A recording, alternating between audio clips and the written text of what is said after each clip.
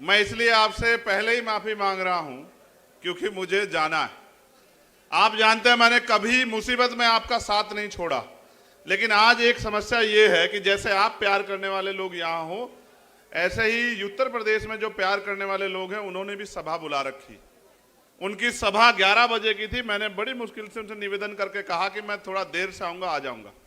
तो मैं जो चंद बातें आपसे कहूंगा आप उनको सुन लेना, लेकिन मैं आपसे एक वादा कर रहा हूं कि जब तक मैं इस किसान कमेरी कौम को कुर्सी पे बैठने की ताकत यहां राजस्थान में हम लोग मिलकर दोनों भाई नहीं देते, तब तक मैं आपको छोड़ के जाने वाला नहीं। ये बात याद। इस मंच पर उपस्थित भीम आर्मी, आजाद समाज पार्टी, राष्ट्रीय लोकतांत्रिक पार्टी के सभी सम्मानित नेतागण, हमारी पार्टी के प्रभारी अध्यक्ष और एक एक हमारे कार्यकर्ता प्रत्याशी, और आज इस सभा के दूल्हे के रूप में जो यहां मौजूद हैं, वो जो राजस्थान की जान शान है, जिसको दूर से मैंने लड़ते देखा आपके हक अधिकारों के लिए, और लड़ने का हौसला तो मंच पे भी दिखा देते हैं कभी कभी। मैंने तो ये जिम्मेदारी ली है कि मैं इनको रोकता रहूंगा। अगर ये अब कभी भी लड़ेंगे तो ये आपके हकों के लिए लड़ेंगे, आपके अधिकारों के लिए लड़ेंगे, आपके मान सम्मान के लिए लड़ेंगे। ये फैसला करके हम इकट्ठे हुए हैं। भाई हनुमान जी बेनीवाल, आपका धन्यवाद। आपने इस रैली में हमें आमंत्रित किया। बहुत कम समय में आपने बहुत बड़ी ताकत यहां दिखाई।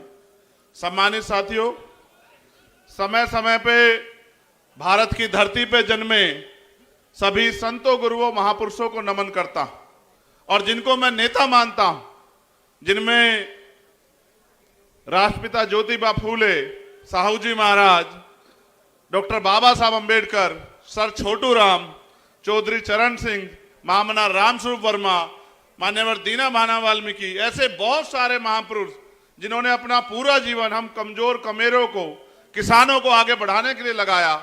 उनके उस रास्ते को आगे बढ़ाते हुए मैं और ये जब बैठे, चर्चा तो बहुत दिन से चल रही थी। 2 घंटे में हमने अगर कोई बात की थी तो वो राजनीतिक नहीं थी।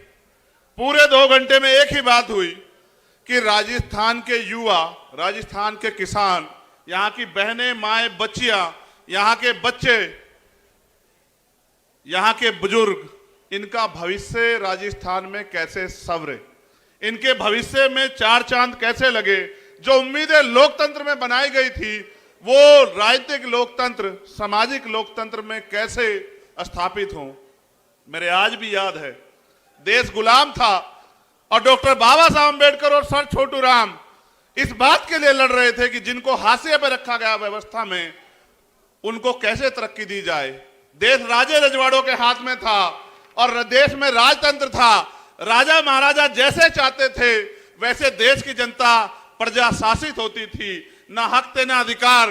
जो राजा ने कह दिया, राजा ने कहा दिन तो प्रजा ने कहा दिन, राजा ने कहा रात तो प्रजा ने मान लिया रात, और ये बहुत लंबे समय तक चलता रहा। फिर एक ऐसा समय आया कि देश में लोकतंत्र आया।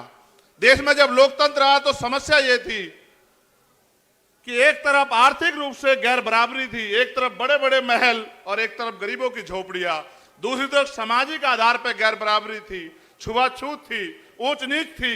मैंने चौधरी कुंभाराम आर्य के आंदोलन को पढ़ा कि किस तरह से उन्होंने लोगों को जगाने के लिए कितना काम किया और किस तरह से आपका नेतृत्व किया समाज को अपने पैरों पर खड़ा करने के लिए।